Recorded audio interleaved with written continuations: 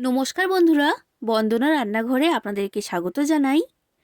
আজ আমি আপনাদের সাথে মুচমুচে মুখরোচক বাঁধাকপির পকোড়া তৈরির রেসিপি শেয়ার করছি।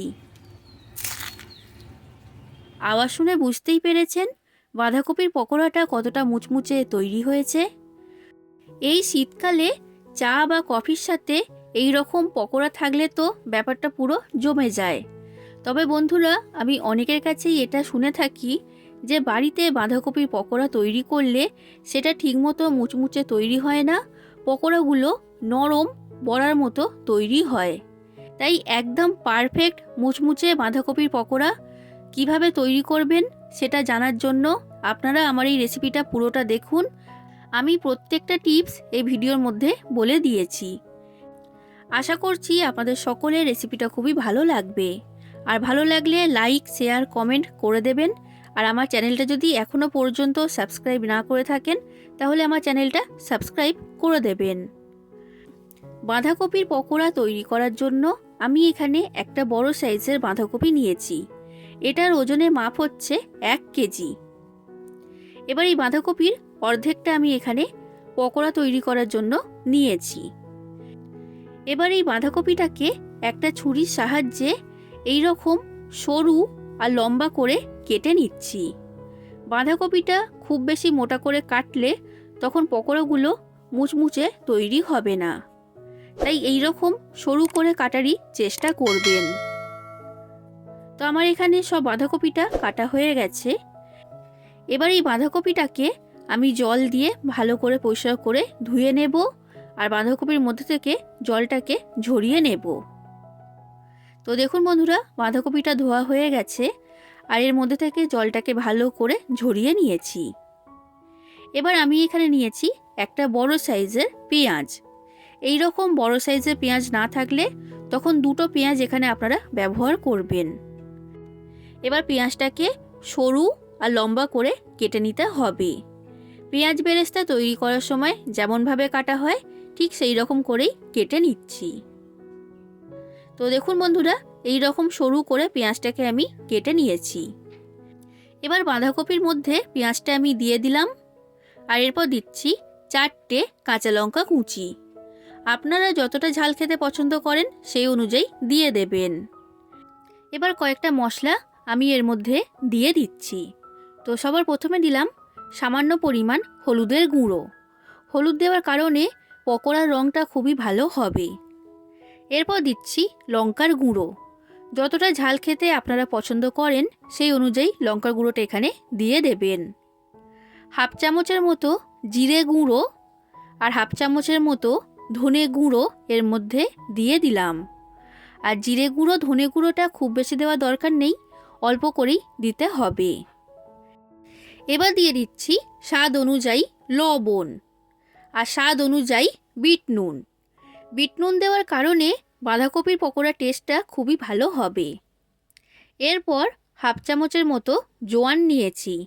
এবার জোয়ানটাকে এইভাবে হাতে ঘষে এর মধ্যে দিয়ে দিলাম। জোয়ান দিলে পকোড়াটা খেতে ভালো লাগে আর জোয়ান হজমে সাহায্য করে, তাই এখানে জোয়ানটা অবশ্যই ব্যবহার করবেন। আর এরপর দিয়ে দিয়েছি ধনেপাতা কুচি। এবার এই সব কিছুকে বাঁধাকপির সাথে ভালো করে মেখে নেব।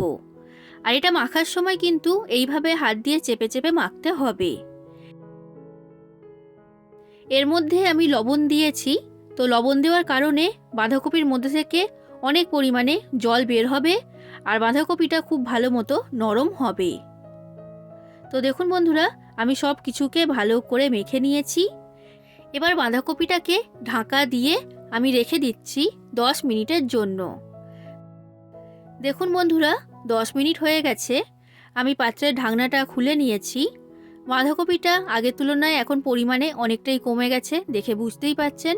আর বাঁধাকপিটা কিন্তু খুব ভালো মতো নরম হয়েছে আর এর মধ্যে থেকে অনেকটাই জল বের হয়েছে। দেখুন, আমি আপনাদেরকে দেখিয়ে দিচ্ছি।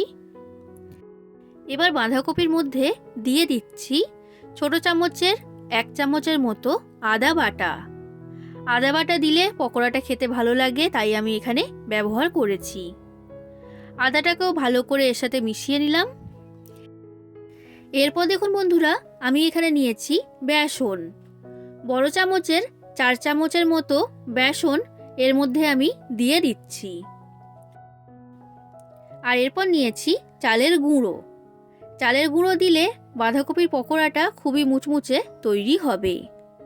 তো বড় চামচের 4 চামচের মতো চালের গুঁড়ো এর মধ্যে দিয়ে দিয়েছি। এবার বেসন আর চালের গুঁড়োটাকে এই বাঁধাকপির সাথে ভালো করে মেখে নিচ্ছি।